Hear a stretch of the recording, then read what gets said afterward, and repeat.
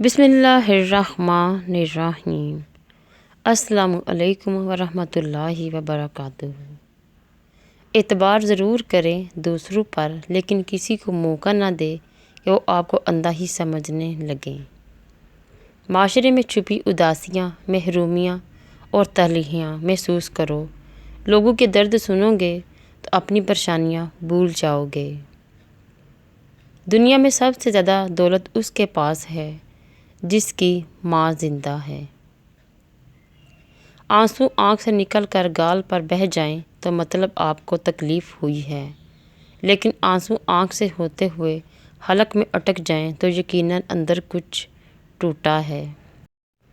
وقت جب فیصلہ کرتا ہے تب گواہوں کی ضرورت نہیں پڑتی۔ جب کسی سے محبت ہونے لگے تو صدقہ دیا کریں۔ محبت ہوگی تو مل جائے گی، بلا ہوگی تو ٹل جائے گی۔ جب کوئی آپ کو نظر انداز کرے تو سمجھ لو کہ وہ آپ سے اپنی زندگی سے نکل جانے کی خاموشی سے گزارش کر رہا ہے۔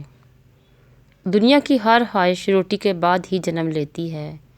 بھوک سے بڑا کوئی فلسفہ نہیں ہوتا۔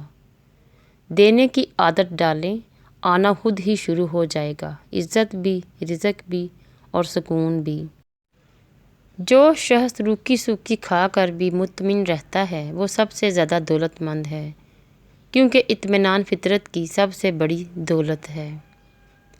دل ہر جگہ نہیں لگتا، لاڈ ہر کسی سے نہیں اٹھوائے جاتے، مان ہر کسی پر نہیں ہوتا، ہر کسی کے لیے ہم بچوں جیسے نہیں بنتے، کھلی کتاب کی طرح ہر کسی کی آنکھوں سے پڑھے جانے کی خواہش نہیں ہوتی، کسی بھی جگہ ہجوم کبھی نگاہ نہیں روکتا، نظر کسی ایک پہ ہی ٹکتی ہے۔